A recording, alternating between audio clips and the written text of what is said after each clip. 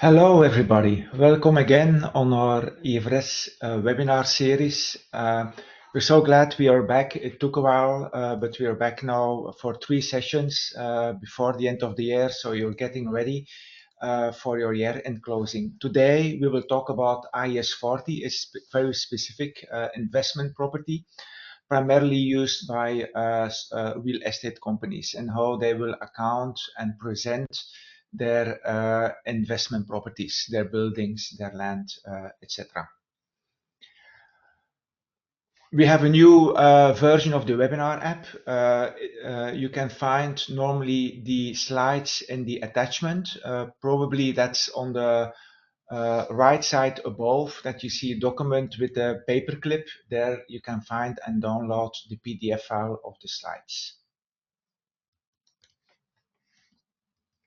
So the presenters today are myself, Sander Faye, I'm a partner at Finvision, and also Nele de Rijke, a manager at Finvision. And we will guide you through the requirements with some examples and challenges with regard to IAS 14 investment property. If you have any questions also, you can ask them in the questions. The questions again, according what I see, in the right top corner where you see a question mark in a rectangular, there you can pose your questions if you have any, and we will try to respond to them during the webinar. If it's not possible, it will be after the webinar.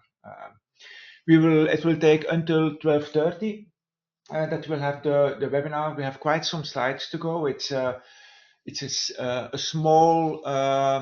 small standard, but quite a lot to talk about. So I think we will need the 1.5 hours to guide you through everything, but we will see. Everything also depends on whether there are questions or not. So just a reminder, today it's IAS 40, but remember we have also the other webinars. On the 28th of November, we talk about 2 new standards that will come applicable in 2026. It's presentation and disclosures of financial reporting. Can have some impact how you present certain things, but also subsidiaries without public reporting obligations. And this also may be applicable to certain groups and certain subsidiaries, and how to do consolidation. And then on the 12th of December, we talk about the ESMA priorities for 2024. We will talk about IFRS updates and a small update about ESEF, but I don't think there's a lot to say about ESEF, but Andre certainly will guide you through everything on that. So don't hesitate. If you're not subscribed yet, don't hesitate. You can find it on our website. So let's talk about IAS 14 investment property. In general, we will follow a bit the standard where we will talk about the scope and the definition. Then when to recognize and how to recognize the measurement at initial measurement and subsequent. I think this is an important one. It's fair value, and fair value in real estate is not necessarily. It's sometimes a bit different how you look at that. And then also talk about the challenge that real estate companies have is in property under construction or development, and how to measure those properties. Is it at fair value or cost? We talk about transfers and the recognition, and then the disclosure requirements. Okay. So scope and definition. What is an investment property? I think that's important to know. Do you meet the definition of an investment property? And there are certain criteria. And if you look to the criteria, first of all, a property is a land and a building, or land and building. Can be a part of a building, a floor, for example. It's held by the owner, or, and that's also important, you can be a lessee, and you have a right of use asset recognized under, for example, from the lesser point of view, an operating lease. It can also be a finance lease from the lesser point of view. But for lessee point of view, IFRS 16, you all have a right of use asset. So this is also something that can be considered, can meet the definition of an investment property. And then there are two questions. For what is the intention of holding the property? And that's plays a very important role in determining whether it meets the definition. And what is the intention of the company? Not necessarily looking at the history, but really looking what is the intention today. And that will drive a bit how you look at it. Is the intention to hold it and to lease it out? I have a building and I will lease out the floors. I have an office building and I will lease out the floors to certain companies. That would be held for lease, or can also be held for capital appreciation. I will just hold it and I will maybe sell it at a later point in time, but not necessarily. I don't have a plan, and I will keep it for capital appreciation. You see it, it's green. If it's for held for rental or held for capital appreciation, it's R, of course, then you may meet the definition of an investment property. And then important, if you meet the definition of an investment property, you need to apply IAS 14. It's not an option that I can say, oh no, I meet the definition, but I will apply IAS 16, property, plant and equipment. No, you will apply then IAS 14. And this is a mandatory criteria. What are other cases or intentions that you could have? And but I have a property, I have an office building, and I use the office building. I have the floors, I will use the floors. I have a production facility, and I use this facility for production, supplier good, warehousing, etc. This is for own use. Then you will not meet the definition. Then you are an owner occupied property, and you will apply IAS 16. Or it can be held for the sale in ordinary course of business. I'm a property development. I'm a development company, a real estate development company. I build an apartment store, and I will sell the apartments to, can be to companies, but can also be to just families or persons, natural persons. But my intention is to build it and to sell it. And at the end, I will not own the property anymore. Then you have an inventory. It's IAS 2. It's not IAS 40 that you will have. So remember here, it's really about the two criteria, the two distinction, and look about the intention of the company. The intention can be the first time that I'm not an investment company and I will become later on, because my intention is changing, I will become an investment property. That will be discussed. That will be a transfer that you will have, a transfer from property, plant and equipment to an investment property, or from stock, for example, to investment property. It can also be reverse. It can be an investment property at the beginning and becoming then maybe not an investment property anymore. Okay. Yeah, I think I have primarily said what I would like to say about this slide. Maybe one important element that you can use also is that an element that you can use is how are the cash flows generated from an investment property or from another property interest, and are those largely independent of those other assets. For example, the cash flows generated in the held of use and production, it is not independent. It's independent of the machines that are there, the production, etc.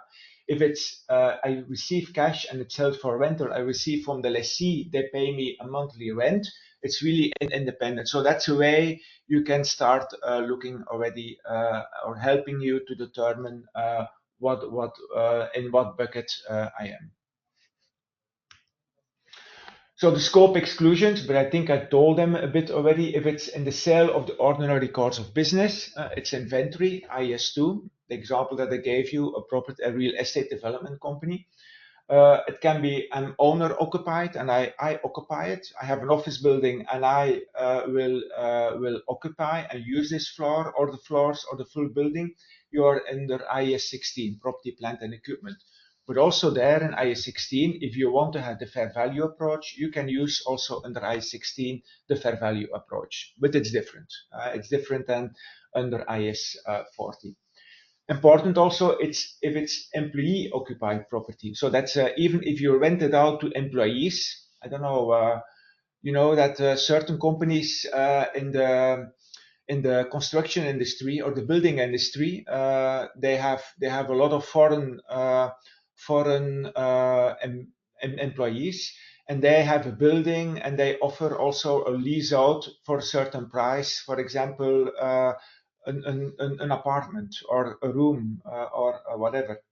In that case, it's employee occupied. You don't apply IAS 40. I think that's really an exception. And then also to other ones, biological assets and mineral rights, you have specific standards for that one. So if you look to some examples now, examples of investment property, land held for a current undetermined future use. The entity has not yet decided what the land will be used for. In that case, if you have not decided whether the land will be used from an owner occupation or from a lease out or for short-term sale in the ordinary course of business, you will say, okay, I have it. I have not decided. It's part of I have it for capital appreciation, held for capital appreciation. So it meets the definition of an investment property because you don't know your intention yet. If you don't have an intention, it's held for capital appreciation. A building owned by the entity that is currently not occupied but leased out under an operating lease. Yeah, I think that's typically investment property. I have an office building and I lease out the floors to different lessees, but that's typically I have it for held for rental. So in that case, it is an investment property. A real estate company is constructing a building that it will rent out to a third-party hotel operator. This one is not necessarily always yes, because I will rent it out. It also depends on, and I think we'll come back on that, it also depends on what is your role with the third-party hotel operator. Do you play also an active role? Do you have other responsibilities other than leasing out? What is your role with regard to maintenance, with regard to all the different kinds of processes that are there? So there's a gray zone that you need to consider and to determine, is your role, additional role to renting out insignificant or is it significant? And that's important to know. If it's insignificant, then you may meet the definition of, you're meeting the definition of an investment property. If it's not significant, if it's significant, then probably you don't meet it. I don't think you will meet then the definition because you still have an active role. It's more than rental that you will have. And a building owned by entity and one floor is for own use and the other floors are rented out. This can also be an investment property, but not the building. It will be, for example, the floors that are rented out. But there are some conditions, and we will come back on that in the recognition. It's a building for dual purposes, and there's quite some guidance on it and how to deal with that. What is, for example, not an investment property, but that's the example that I gave you already. A real estate company is constructing a building on demand of customer X, specifically on demand of customer X. Then no, because you will transfer the ownership to customer X. Specifically, it's IFRS 15 you have here. You have an IFRS 15 contract. Okay. All right, these are the examples, and then I will give the floor to Nele, who will talk you about recognition under IAS 40. Okay, so once you have decided that your property is investment property, we can move over to the recognition. So the investment property is recognized as an asset when it is probable that future economic benefits will flow to the entity and the costs can be measured reliably. And an entity evaluates under this recognition principle all its investment property costs at the time they are incurred. One could ask themselves, what about expenditures that are occurred prior to the planning permission consents? In assessing whether those pre-permission expenditures can be capitalized, judgment is required. At the date that the expenditure is incurred, you need to assess whether there is sufficient probability that the relevant permissions will be granted. So if you know in a later stage that the permissions will no longer be expected to be granted, you must cease activating your expenditures. Also, the expenditures that were capitalized in the past will need to be written off.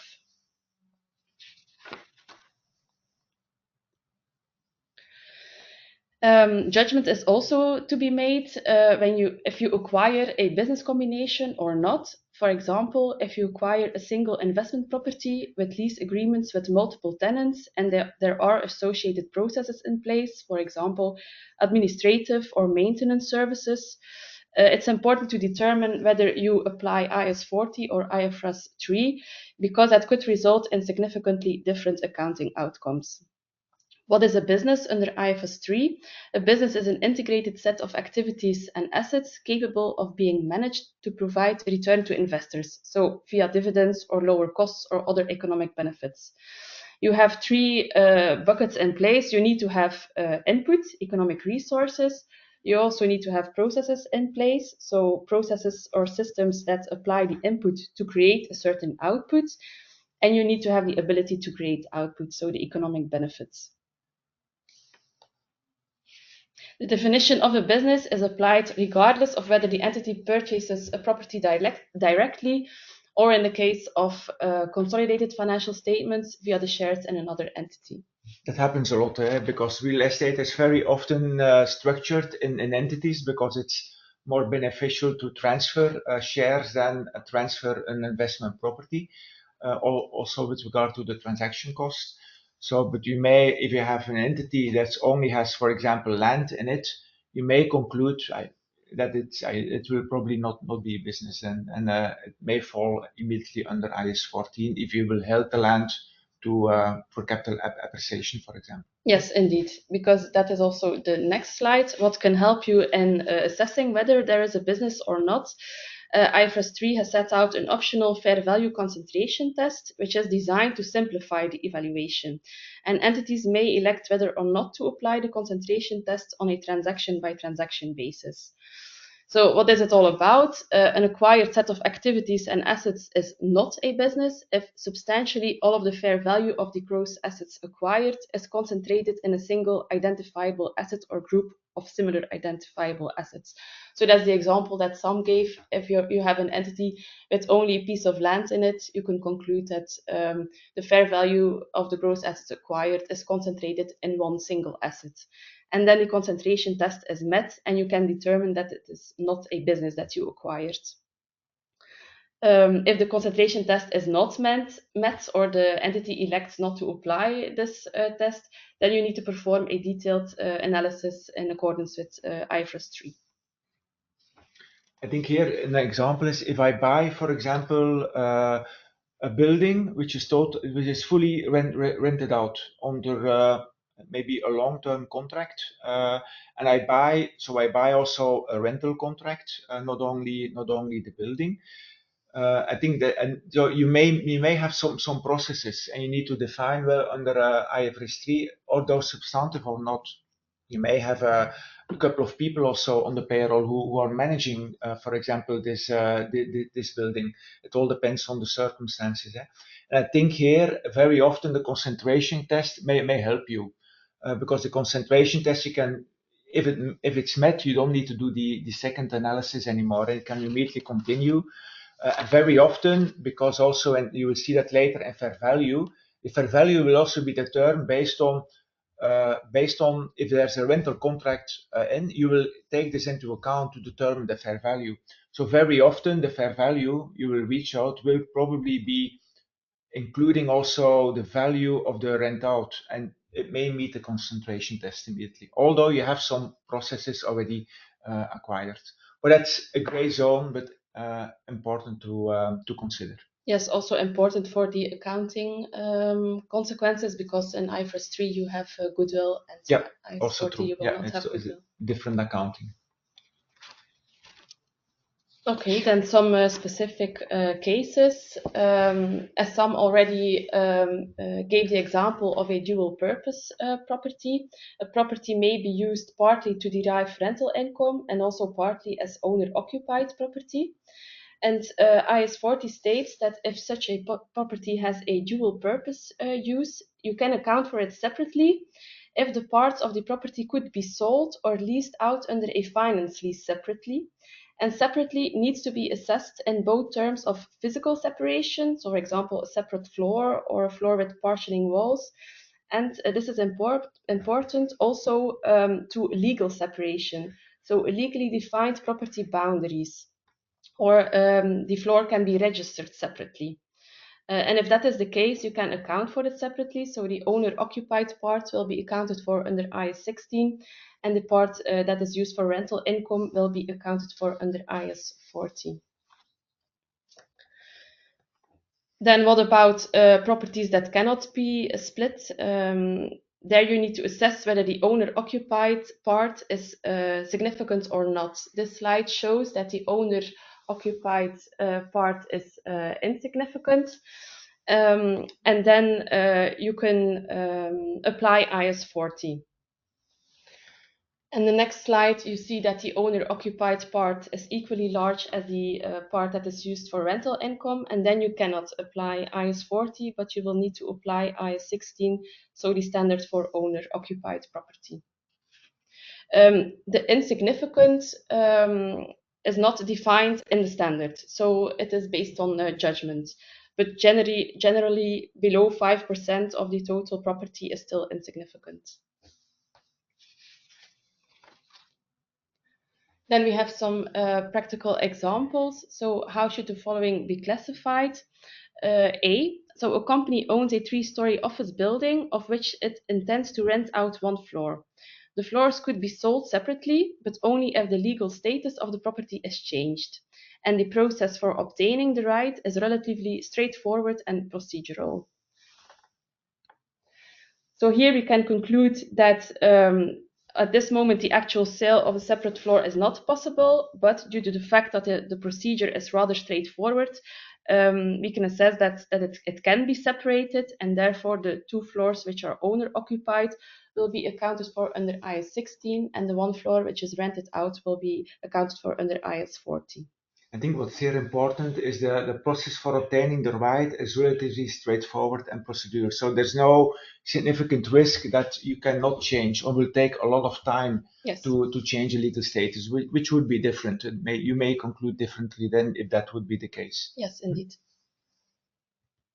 Then the next example is in fact the same as A, but the floors cannot be sold separately. So here we'll account for the entire building under IAS 16. Example C, a company owns a car park with 100 parking spaces. It rents out 96 parking spaces to customers into formal agreements, and only 4 spaces are occupied by company's personnel. So here we assess that the 4 spaces, only 4% is for owner occupation, and therefore we can account for the entire car park under IAS 40. Is it insignificant? It's really on number of spaces. For example, could you also look, would it be different if that the 4 spaces that you rent out is more than 5% in the total, if you would take the rent, and they are larger, for example, they would have a higher rent, or is there a guidance on that? No, it's judgment. Okay. You need to apply judgment, and I think you should disclose what your judgment criteria are. Okay. Next topic is with regard to auxiliary services, for example, cleaning services or security and maintenance services. So if the owner supplies these auxiliary services to the user of the investment property, the property will not qualify as investment property unless these services are an insignificant component of the arrangement as a whole. So here again, the services are insignificant part, and then we can apply IAS 40. The next slide shows where the services are equally large as a part for rental income. So there we do not apply IAS 40, but IAS 16.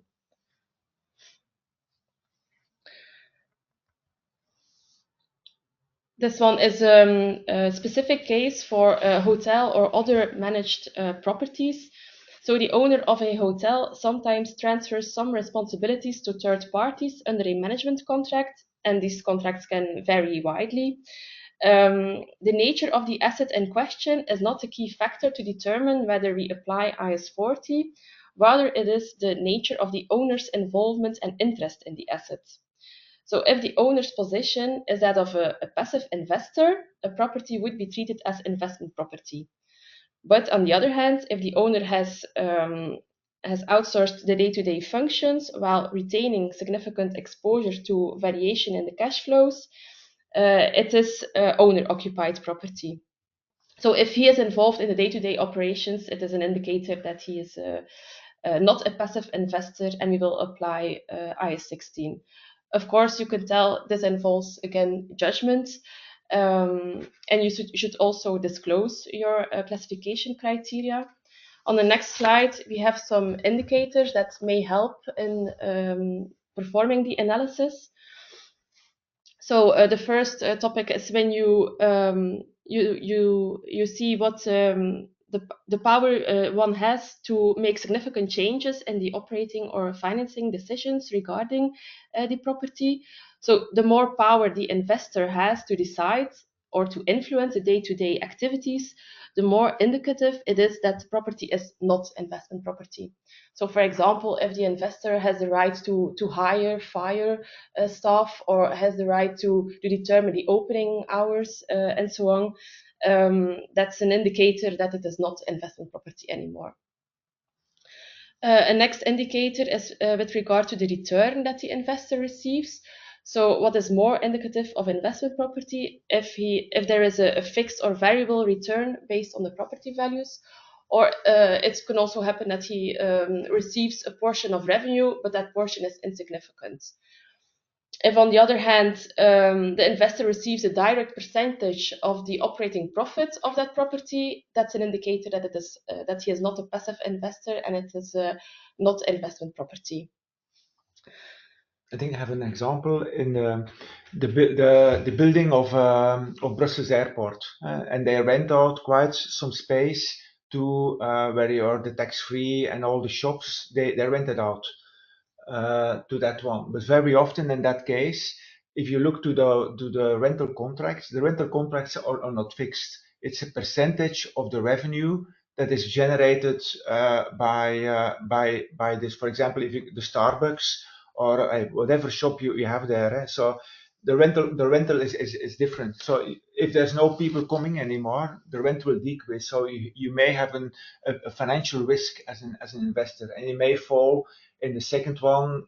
It's probably not an investment property in that case because it's a direct percentage of the operating profit result, revenue Yes, that is being allocated, and that's important.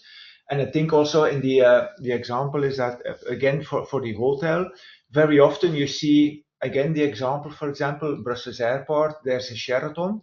The building is owned by Brussels Airport, but they rent out. They don't rent out. They give it in concession to, I think it's Sheraton, to the Sheraton Group, and they do everything what they want with that, and they pay a fixed fee to Brussels Airport. In that case, you don't have, other than maybe you have some work on the building itself, but other than that, you don't have any exposure. In that case, it would be investment property.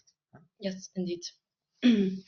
Also, the duration of the contract can be an indicator. So if the contract is for a long fixed period of time relative to the life of the asset, it's more indicative of investment property.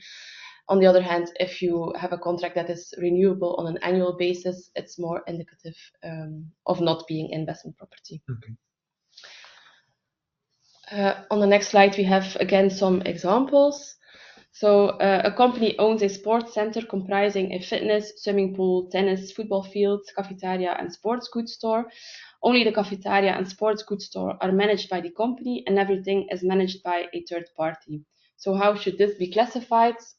The answer will be it depends on the facts and circumstances. In this example, we have too little information. You could ask some additional questions.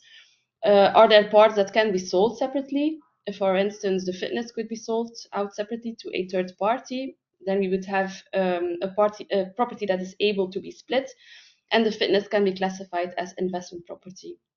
Or a second question, if the property cannot be split, is the owner-occupied portion insignificant compared to property on an overall basis? And the next examples, we built further on A. So the situation is the same, except that the entire property is managed by a third party, but the company is responsible for the cleaning services. And the additional fee charged for the service is approximately 3% of the monthly rental. So here we see that the cleaning service is an insignificant part in the total income from the contract. So therefore, we can classify the entire property as investment property. Example C, the same situation, but the entire property is managed by a third party. But the company determines the openings hours, arranges the field reservations, purchases the fitness equipment, and is responsible for the cleaning services. So here you can already tell that the company is not a passive investor, but is involved in the day-to-day activities of the sports center, and therefore it will be no investment property. There's a question here. What if the rental income is based on the percentage of the revenues for a hotel? I think that's the same example that I gave you. If it's a hotel or there are shops or restaurants that you lease out, if your rent is based on the revenue or a direct percentage of the revenue or profit or whatever, then in that case, of the number of people, it could be different indicators. In that case, it's probably not an investment property. Yes, indeed.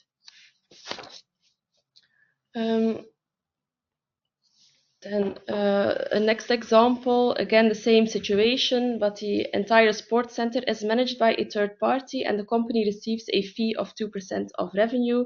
So here we see that the portion of revenue that the company receives is rather insignificant, so it will be investment property. And then a last example, the entire sports center is managed by a third party and the company receives a fee of 98% of net operating profit. Here we see that the company receives a significant portion of the profit and it will be no investment property. Okay. So quite some things to think about. So sometimes it's very straightforward, but sometimes it is also not straightforward in the examples that we gave you. And then in some, it depends on the real estate company, of course, that you're working on and what your strategy and your activities are. But very often, you need to look. There's some judgment to be made. Of course, again, then if you make judgment is, well, it's not clear. You will have to disclose it. If it's a significant judgment, you always have in your financial statements the significant judgments and estimates. There you will have to disclose. For example, in the case of a hotel or a dual purpose, there are two cases that you may have to explain why. That supports your decision and your accounting policy. Okay, then we come at a very important element, which is the measurement under IAS 40. There are actually two options. You will be able to measure subsequently at cost or at fair value. But first of all, it's not different than before. First of all, initial measurement is at cost. So it requires you to measure at cost, including, and that's also important, including transaction costs. So if you buy a building, the registration costs, you will have to include them. The notary costs, you will have to include them. So it's direct and indirect attributable costs. That's very important to know. What about borrowing costs? If you will measure later at cost, yes, then you will apply borrowing costs. But if you will subsequently measure at fair value, then you will not include borrowing costs. So that's a bit different because you need to look to your accounting policy later. But why is that? Just because otherwise it will just be recognized as part of the fair value. So it would not affect the measurement of the investment property in the financial position. It will only affect the interest expense and the fair value gains and losses in your income statement. Maybe also saying in Belgium, maybe we should have told that there's one category or two categories of entities that are required to measure at fair value, apply the fair value approach. For example, that's the HVBF in Belgium, the Gespecialiseerd Vastgoed Beleggingsfonds. those are required to measure apply. They need to apply IAS 40, and they have also a specific format. Also, but it's not different than in IAS 16. But for example, startup costs, unless they are required to bring the property into the working condition, first operating losses incurred, you will not be able to capitalize them. I have a building built, and it takes some time to rent it out, all the apartments. The apartments that are not being sold, not have been sold, and the cost that you incurred because of that, you cannot, of course, include it in your cost. So those operating losses, and those need to be expensed as incurred. This is not different than under IAS 16 or even IAS 38 for intangible assets. Direct attributable costs, also the same definition. So those that are costs that you make, that are direct costs that you make, that are required to bring the property into the working condition that management intends. And that's the definition of what kind of costs you need to include.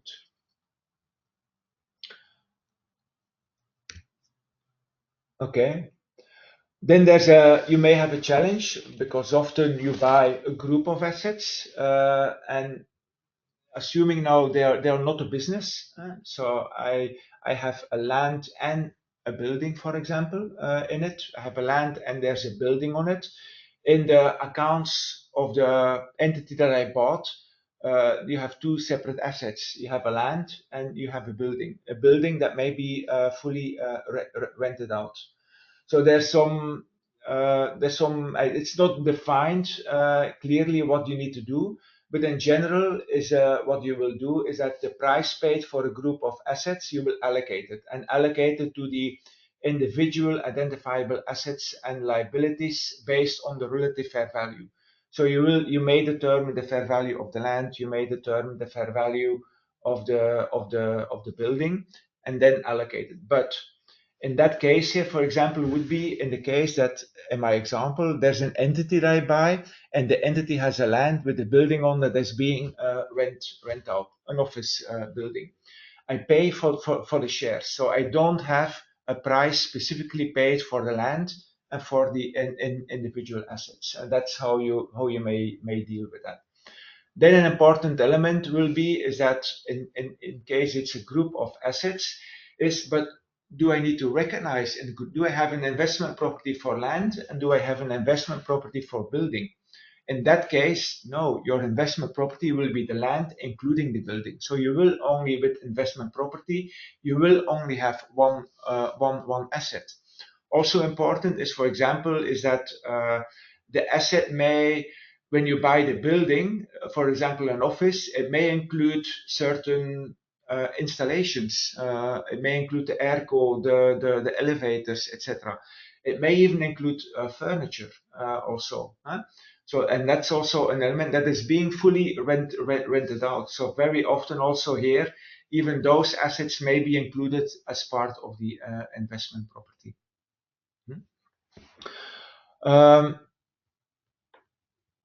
Okay. Maybe also is that when I buy, for example, a land and a building on, but I will demolish the building. That's very often done by real estate developers. They buy a land including a building, but they intend to build a new apartment building with lots of apartments. So actually, they only mainly pay for land. In that case, it may be, if you look to the highest and best use for fair value, you may allocate everything to land and maybe nothing to the building. And of course, the demolishing costs are then attributable to the cost of the land as part of the site preparation cost. So the demolishing of the building, you include it into the cost. So you will allocate everything, the purchase price paid to the land, and add also the demolishing cost to the building. There's also something about lease incentives from a lesser point of view. For example, the very often is that I have a rent-free period. In an office building, in the first 6 months, I don't need to pay. That's a lease incentive, something that a benefit that I give from a lessor to a lessee. It doesn't need to be cash necessarily. And very often this is also recognized then as a deferral. So it will be as a deferral, deferred lease pay, or it will be in that case it will be an accrual because they're not paid yet, because you will recognize it straightforward. Also here important, there a couple of things also to consider, but you need to consider also that portion into your cost. You can separate it or you can include it into your cost. There are two different approaches for that one. But I think we will come back on that later. Also, what if the purchase price of the investment property is variable? Like also, there's a contingency.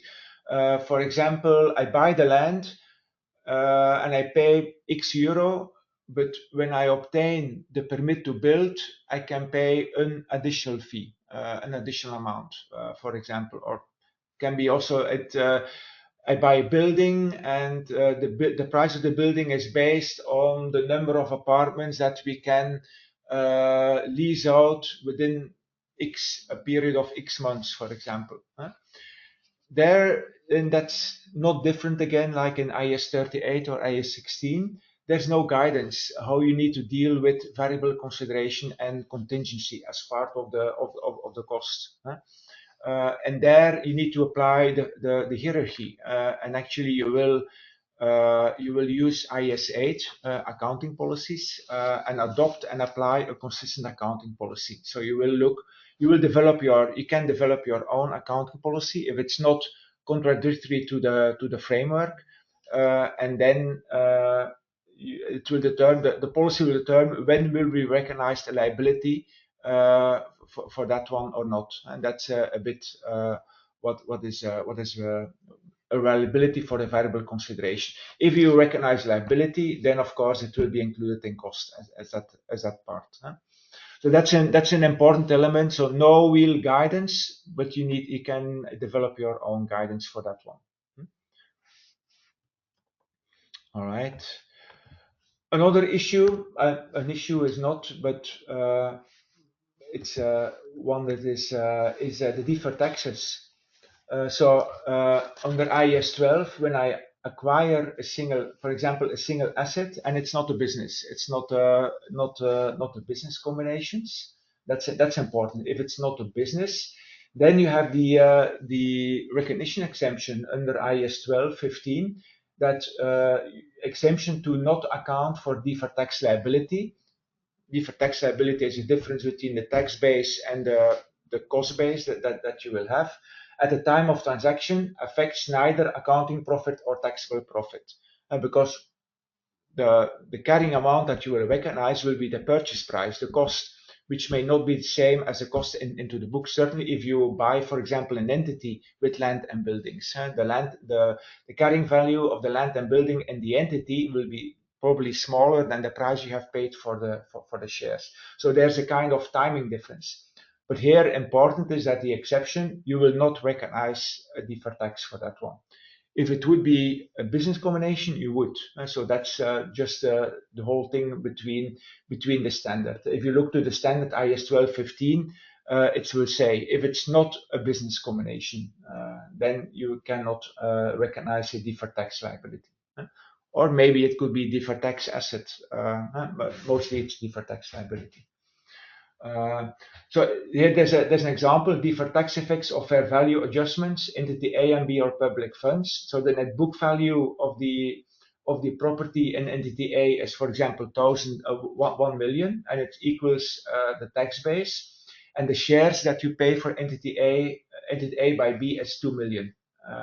So what you will do under IFRS, if it's meet the definition of an investment property, you will recognize a net book value of 2 million. This is your cost, the cost that we have just, your initial measurement, the cost is the purchase price, and this is the 2 million. It's a single asset. But we have a temporary difference. So we recognize 2 million, and the net book value is only 1 million. So there's a temporary difference of 1 million, but I will not recognize a deferred tax liability. So if the tax rate would be 25%, I would not recognize deferred tax liability of 250,000 because at the moment of recognition, there's no accounting profit generated. So that's one of the examples that you may encounter when you need to apply the exemption.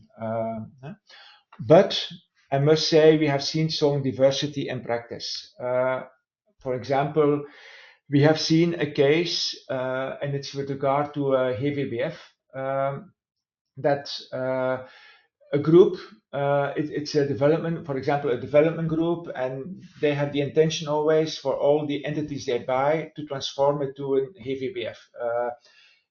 Transforming to HVBF is a process. You need to submit a request for that, and at the moment you receive the status of a HVBF, you will pay an exit tax. An exit tax between it's the fair value adjustment, the fair value between the carrying amount and the fair value at that time, and you will pay an exit tax of 15%. Why would you do that? Pay up front? Because afterwards all the gains and losses on this property for which you already have paid an exit tax are not taxable. You're only being taxed on the disallowed expenses. So it's really tax driven also.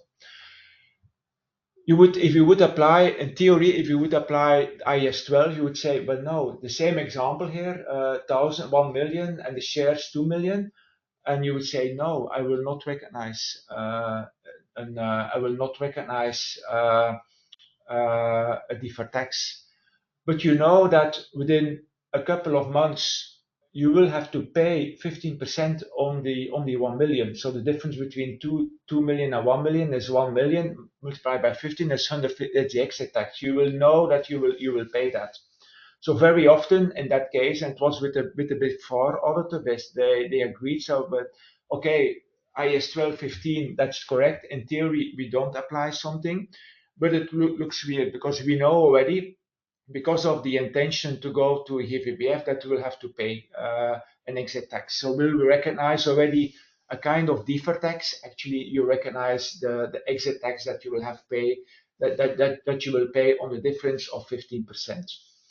So that I see there's a diversity in practice which does not consider the IAS 1215 exemption, but it depends. But I've seen it with one example with the Big Four auditor that said no, we would like you to do it in this way. All right.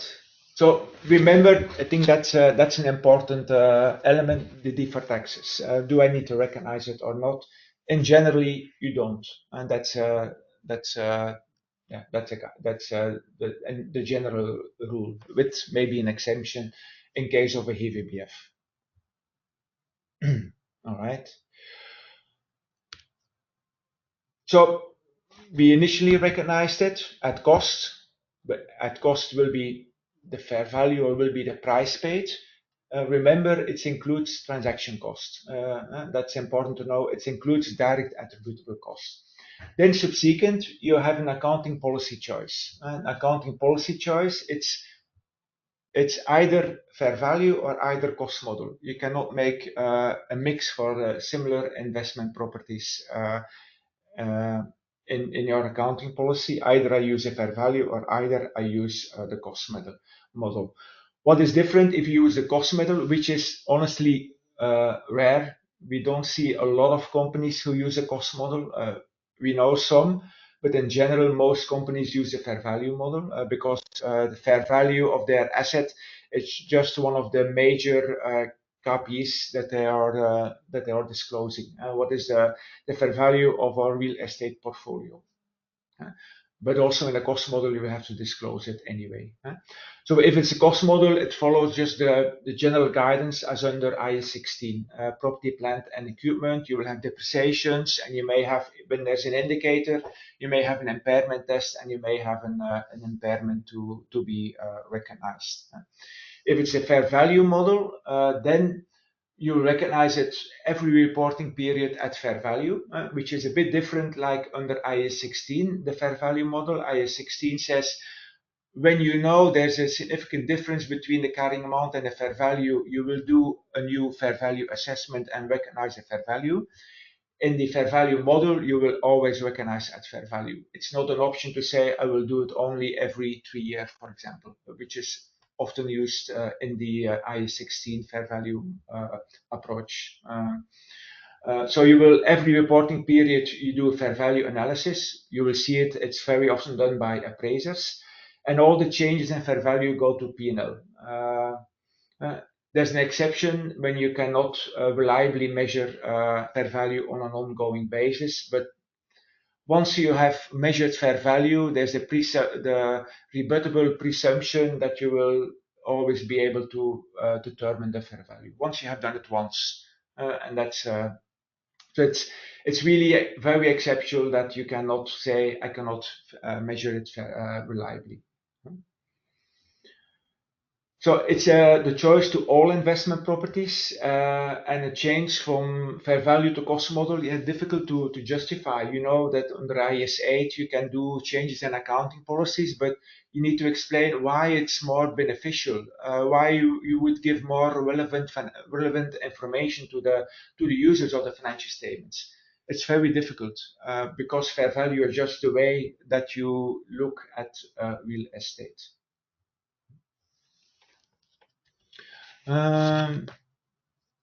Okay. So maybe a question then, what is fair value? Fair value is that in general, you need to look to IFRS 13 for fair value. Fair value is a price that would be received to sell an asset or pay to transfer liability in an orderly transaction in a principle, maybe the most advantageous market at the measurement date under the current market conditions. So you may look to an exit price. And also regardless of whether that the price is directly observable or estimated using another valuation technique. So in the fair value approach, and now you see already something coming, is that the price used to measure the fair value will not include transaction costs. So maybe you see it already coming. In the cost, we will include transaction costs, but then subsequently the fair value will not include transaction costs. So but this is typical, is that, well, in that case, what will always happen in real estate, the cost includes transaction costs. I pay 100,000 euro, I include it into the cost of 1 million, I have 1,100,000 euro. And the month after, we are 31st of December, I determine the fair value and it's 1 million. Then you will have a loss recognized of 100,000 because of the change from one. But actually, this is the transaction cost. But that's the way how it goes. Fair value does not include, that's one of the elements in IFRS 13 that you will not include transaction costs in the fair value. Also, in the fair value, if the fair value of a building and the building has already lease contracts, it's already an office building, and Finvision is already renting the building under a long-term contract, you will include this lease agreement into the fair value analysis. So this is an additional requirement, rental income from current lease, another assumption that market participants would use when pricing investment property under current market conditions are included or really considered in that one. So remember again that I said the fair value and I lease out very often because there are also some other processes that in the lease there are already, for example, also furniture included or other things. You'll have one fair value, you will include it in investment property. You cannot make it, you don't know the fair value of the installations or of the furniture. I cannot make it reliably because it's all included. In that case, you will only have one investment property asset that you will recognize and don't make a distinction between what is for installations and what is for furniture. Okay. Maybe if you go very concrete, is the common terms. If you ask for an appraiser, they will very often give you two values, can sometimes also be three. They always have the investment value, what they call it in Dutch, it's a waardevrij ontnaam, but includes is the value of the property, including all transaction costs, registration duties, if it's VAT, for example, notary fees, etc. So it includes transaction costs. You will always see that into an appraiser. Because it includes transaction costs, you cannot exclude, you cannot use that basis for your fair value. What they will do then is they will, fair value would be then the investment value, and then they will recalculate it to a fair value. In Dutch, it will be marktwaardevrij ontnaam, and they will include the transaction cost. And then can also be different. They don't look in general to what actually are the transaction costs that are being included into the investment value, but there's a general rule applied. If the property value is less than 2.5 million, we will generally consider that the property will be bought as an asset during an asset deal, and you will have the registration duties, the transaction cost of 12% in Flanders and 12.5% in Brussels and Wallonia, if it's a single asset. But very often, and that's you see very common for the investment properties larger than 2.5 million, you always buy through entities and shares. And then you will only have transaction cost of 2.5%. So in that case, you will have the investment value, and if it's a property of 5 million, you will deduct 2.5% to arrive at the fair value. Look to the entities that are doing the accounting policy for investment property and how they determine fair value. You will see that in everyone. It's a general rule, standard practice, market practice to apply this way to determine the fair value and also to determine what transaction costs we need to consider in arriving at the fair value. Also, you have sometimes market value, which can also be different. Although in English it's the same value, but pay attention in IFRS. By appraisers, it can have a different term. Market value can also be in Dutch marktwaardekosten koper, is the amount that the seller would receive, which is the basis for the registration duties, for example. It can be, or it depends. Really, I think what I would like to say, if you have the appraiser, really look to the different market values, fair values, investment values, and determine the correct fair value, what you need. Even if they say it's fair value, make sure it does not include transaction costs. So that's in general to show it. I have an investment value of 10 million. 10 million, okay, it's larger than 2.5 million. I have the 2.5 transaction costs. I will deduct 250,000 euro from it, and I arrive at my fair value of 9,750,000. And a very straightforward example here. What are different methods that are being used? You can have the market approach, market transactions. If you look, for example, to I have seen appraisal reports of Troostwijk, for example, which is a large appraiser. Often they use market transactions. If you would ask an appraisal report from an real estate seller, a makelaar, yeah, very often they will use market transactions. What are typical assets being sold recently with regard to size, with regard to location, etc. It can be given an indication. But very often it's an income approach. Income approach, which is a kind of DCF value based on a discounted with the cap rate, etc. That's most often. Certainly, if you have a building that's being rented out, you need to consider the leases that are already included. It will be a discounted cash flow method, but specifically for real estate. But it can also be a cost approach, the current replacement cost, for example. So 3 kinds of methods that you will use.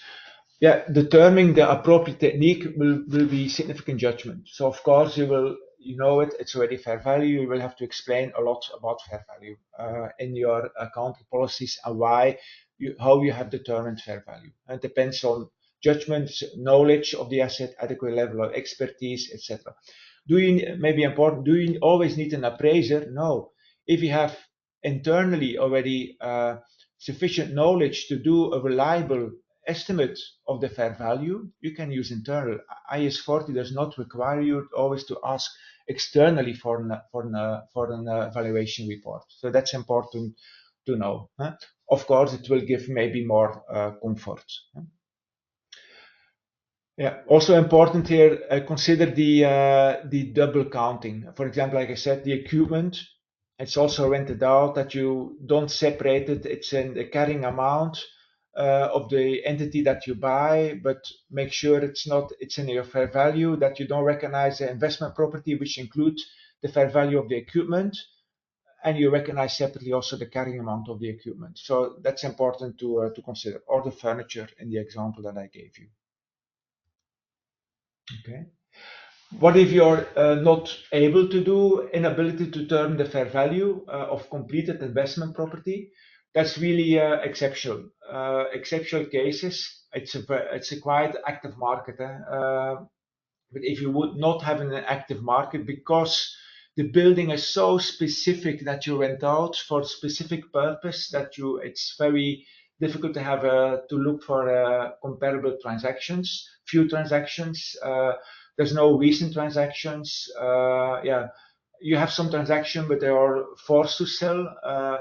In that case, you may include "I'm not reliable," and I will use the cost approach for the moment until I have a reliable fair value estimate.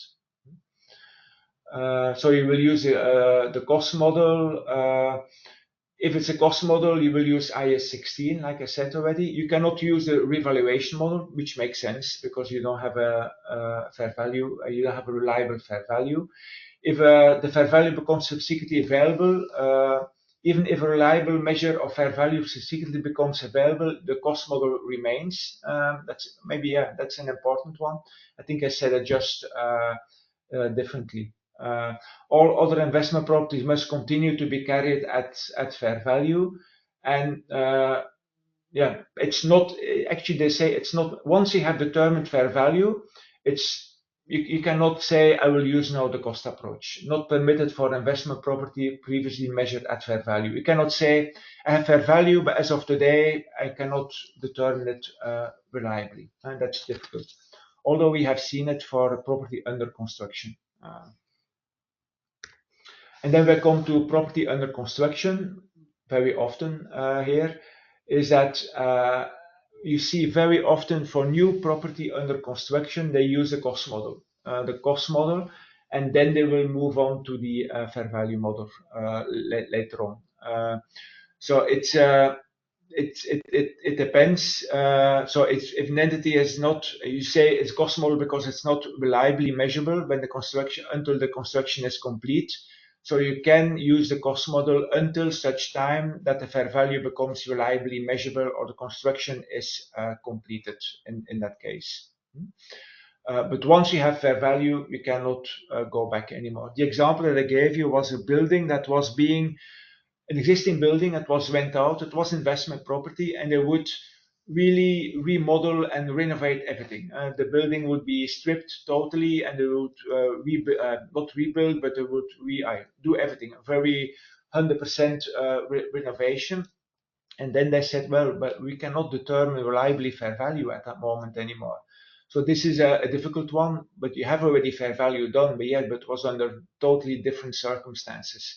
In that case, I think it was possible still to use the cost model, to use cost for a moment. It's really exceptional. All right. So an example, entity M develops an office building for rental. Subsequent to completion of the building, it incurs expenses such as security, utilities, marketing before the building has secured a reasonable level of occupancy. The time between the building's completion and securing a reasonable number of tenants is 3 months. Management considers capitalizing these operating costs that are that are incurred in this period. Can we do that? My colleague says no. No. No, indeed, because those are operating costs. Costs cannot be capitalized. They are not necessary to bring the asset in the operating condition. They are already there. It's already in the state that you want to sell. You're just not able to be sell and incur certain costs because of that.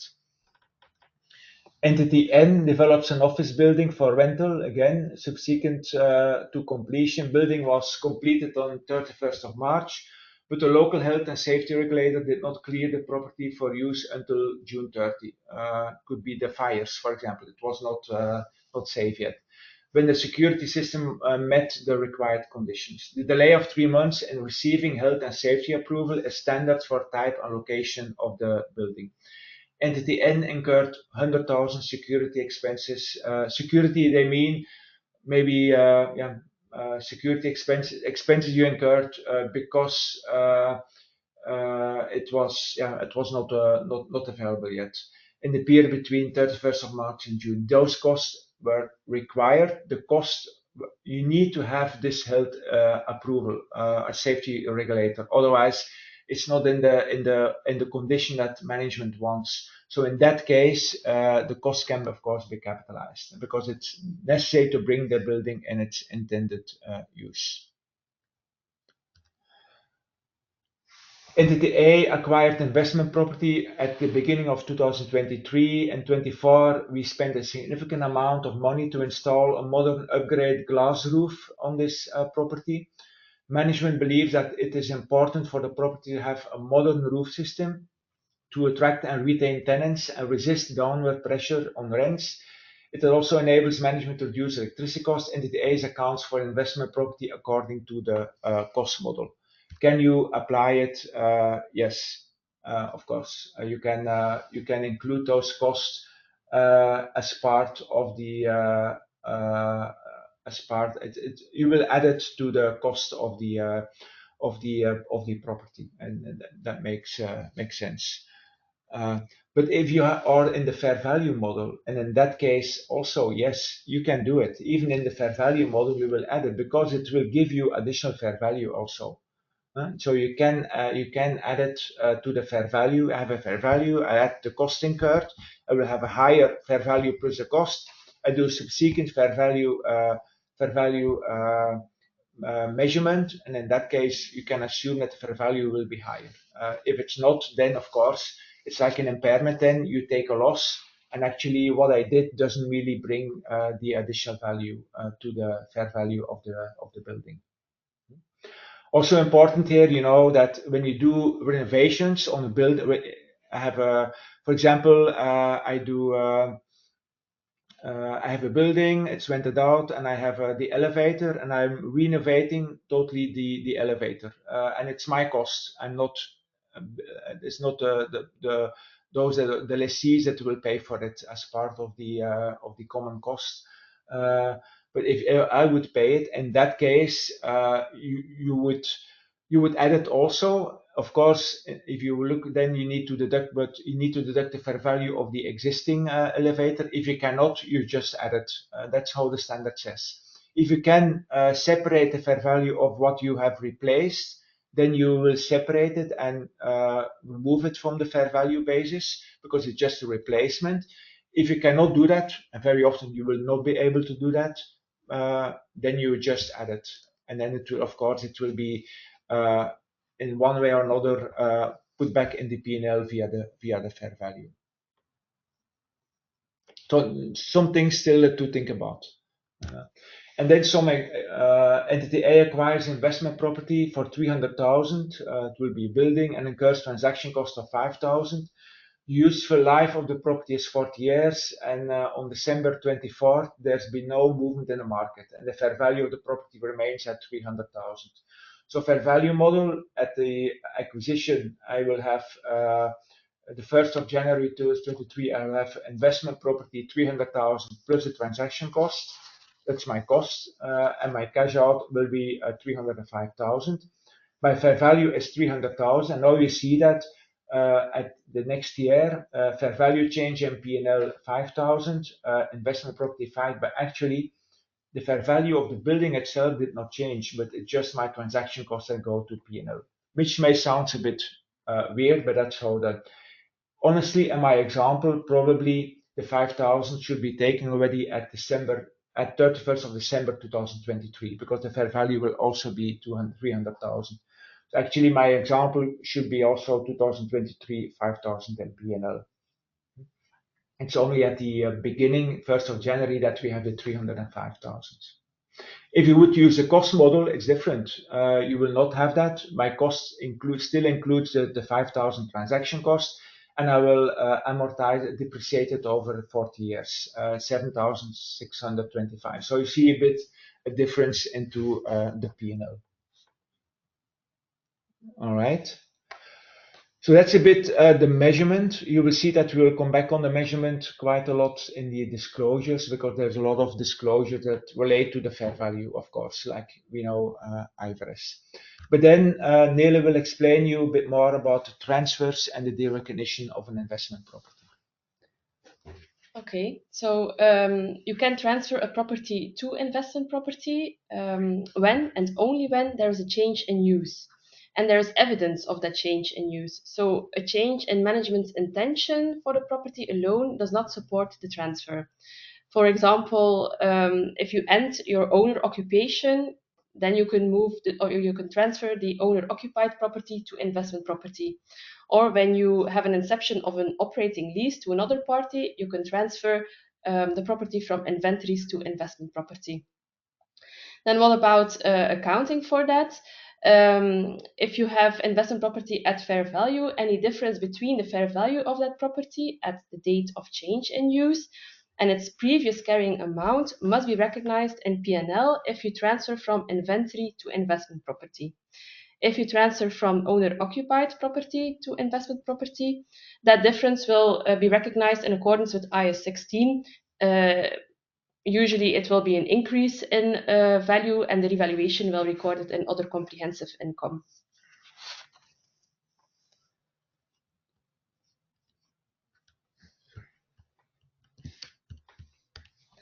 The next situation is when you transfer from investment property to owner-occupied property or inventory. The same conditions apply. You can perform the transfer when and only when there is an actual change in use and there is evidence of the change in use. So here again, a change in management intention alone is not sufficient. An example could be the commencement of owner-occupied occupation. If you have a building and you occupy it yourself, you can move it from investment property to owner-occupied property and apply IAS 16. If you commence with the development of a property with a view to sale, you can transfer it to inventories. And then the fair value becomes a new cost base. If you apply the cost model, there will not be a change in the carrying amount investment property compared to the property under IAS 16 or IAS 2. Then we have some examples. So entity M has previously classified a property as an investment property, and M decided in December 2023 to use the property as an administrative headquarter because of expansion of its business and commencement. So when can we reclassify the property? They will use it for own use in February 2024. Here you can reclassify it at the moment of starting the redevelopment in February 2024. So the decision in December 2023 is not a trigger to account for the transfer yet. Example B, entity S owns a retail site that is an investment property, and S decides to modernize the site and then sell it. The redevelopment starts in October 2024, and the tenant will enter the building in August 2025. So here we can already transfer the property at the moment of the redevelopment in October 2024.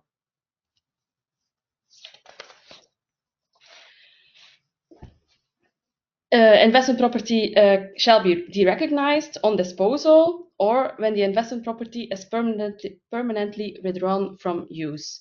And then you will have the difference between the net disposal proceeds and the carrying amount of the assets, and this will be booked as gain or loss in P&L.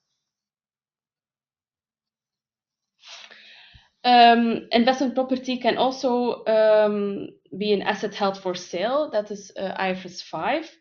So investment properties measured using the cost model, which meet the criteria to be classified as held for sale in accordance with IFRS 5. There, the property will be held at the lower of the carrying amount and the fair value less cost to sell. And also depreciations will cease. You will also need to reclassify the property in a separate bucket on your balance sheet. If you have investment property at the fair value model, there you have it is not subject to the remeasurement requirements of IFRS 5, and there you will only have a classification and presentation requirement. So no need to adjust the amount, but you need to present it in a separate bucket on your balance sheet. Okay. Disclosures, but there's another question coming in, and the question is, let me see once. Does IAS 16 differs also in respect to IAS 40, as under IAS 16 fair value model you will still depreciate and not under IAS 40? Yeah, that's correct. Maybe I didn't said that directly, but under IAS 40 in the fair value model you will not have any depreciations. The only thing you have in P&L or the fair value gains or losses when you remeasure every time your fair value. Under the IAS 16 model, indeed, when you do a step up to the fair value or step down to the fair value, under the revaluation model, you will continue to depreciate. So that's I think that's already, and also another important element under IAS 16, the step up or step down goes to, or at least a step up goes to your OCI. It's not part of P&L, which is different. Depreciations are then still P&L. So there's quite some differences between IAS 40 and IAS 16. But if you're in the cost model of IAS 40, then also you will depreciate, and that makes sense. Huh? I hope this is an answer to the question. All right, then we come to the last part, which is the disclosures, and you know already it will be all about explaining the transition, what we did here, and I will not walk that through in detail, but I have listed here from the checklist what are the different requirements. So of course there will be a large part about accounting policies. You will need to say what is your accounting policy? Are you using the fair value approach, or are you using the cost model? When classification is difficult, what are the criteria you use to make so the judgment? You will going to explain. If there are any judgment, you're going to explain. If there are dual purpose, what are the criteria you have used in your judgment to distinguish between investment property and owner-occupied property. If the fair value invest, is it based on the valuation of the independent valuer, or is it based on other elements? So you will explain a bit what has been done. If it's no valuation done by a properly qualified independent valuer, you need to say that we did it internally. You will say that just it's internally. If you look to the P&L, the amounts recognized in profit and loss, you will make a distinction between the rental income, the direct operating expenses, the direct including repairs, arising from investment that generate rental income, that did not generate rental income, and then based on the model, the cumulative change in fair value recognized in P&L from the sale or from the revaluation also. Restrictions, etc. So there's some general, but in general it's not different than it's different, but it's the same way what you need to do, explaining judgments, what are the important steps, how you have determined fair value, etc. In the fair value model, you will make, of course, again some reconciliation between the fair value before and afterwards. What are additions? additions through business combinations. Same thing a bit. Net gains on fair value adjustments, exchange differences, transfers, what Nele explained. So the same table that you have like you do for IAS 16 or IAS 38. Of course, there will also be additional elements that are required. If it's under the cost model, depreciation methods you use for life, gross carrying amount, etc. But also important here is that even if you apply the cost model, you will have to disclose the fair value of the investment property. So one way or another, you need to do the cost of the fair value of the appraisers. So you cannot avoid having determined or disclosing fair value when you apply the cost model. So if you have then the fair value of the cost model of those property, why would you use the cost model and why would you not use the fair value, for example?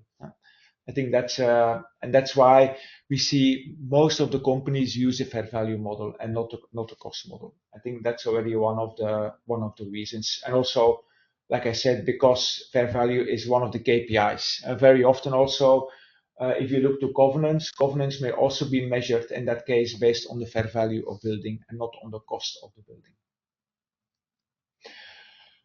So we're coming at fair value, and then we're coming at, if you have fair value, IFRS 13, I have the levels. Level 1, quoted prices. Level 2, direct observable, not quoted, but it's directly or indirectly observable. And level 3, it's unobservable, with management estimates. Very often, almost always, you will end up in a level 3 assessment, because you will use, you could say, well, the cap rate can be directly or indirectly observable. It's level 2, but there will always be other assumptions used. For example, renewal rates of leases, etc., that you will include in determining the fair value of a property or investment property. And then, if you're level 3, then you have all the different disclosures that you need to give. And I will give you some examples. What are the significant estimates that you have used? What is the sensitivity? A very difficult one, but sensitivity for the significant estimates that you have used for the cap rate or the discount rate, for the renewal rate, for example. What is the impact on the fair value M plus or M min if you would have a higher or lower renewal rate? Okay. So some examples, we took just on the market some examples. That's an example of an accounting policy where you have where you see that they say, well, we use it based on external independent experts. They use here to you see there's quite some people who can do that, but those are the large ones. One of the large ones that are using that. What is fair value? Okay, that's maybe a different fair value. Just not necessarily that need to be included in here because it's just standard fair value. This is a definition of fair value just. But if you then look further here and then you see what I tell you, well, we use the fair value is based on the Belgian Association of Asset Management, and sale of investment use subject to payment of registration fees. But then you're coming and also the Belgian property exceeding 2.5 million is limited to 2.5% is the transaction value. So that's how they use here.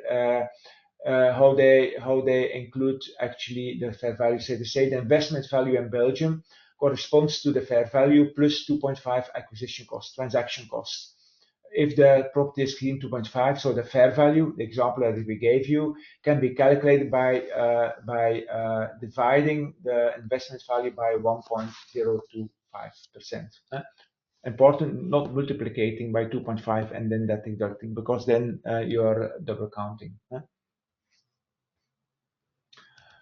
If you look then to the note of investment properties, here you see that's a movement. I have the properties, project development. There are two different methods here, but here you see how it's a movement table. Just a general movement table, increase, decrease in fair value, the additions, disposals, etc. Further on here in the what they say, what is evaluation methodology, what is the sensitivities, and here they get what are the non-observable. It's level 3, the non-observable inputs, the estimated rental value, important, the euro per square meter, the discount rate, the remaining lease terms, could be other ones, occupancy rates. And here they took an approach that they say, what is the impact on the fair value, plus or minus? If you would take IFRS 13 literally, you need to have an amount here between those two amounts, because you need to do it by non-observable key estimates, say what is the impact on the fair value, irrespective of the other ones. If you combine it here on the general, it's very difficult to determine the sensitivity of one of the key non-observable inputs. That's why they ask here. But here, apparently in this example, the auditor has agreed to do it qualitatively, just saying if it's an increase in rental value, of course the fair value will increase. But here they say the portfolio fair value sensitivity, so they do it on total. If a 1% increase, decrease in rental income has an effect on the fair value of 20.1. So this gives already some quantitative sensitivity analysis related to the inputs here. Okay. Yeah, the fair value hierarchy. I'm saying what is investment property? Everything is level 3, like we said. Another example here is that also with the this is also the key assumptions. Like here in the example here, they don't give the key assumptions. They just give it's a key assumption, but what actually have you used as key assumption now? In this case here, they give the ranges, which is more, I think, more common, what you see, and more in relation to what IFRS 13 requires for disclosures.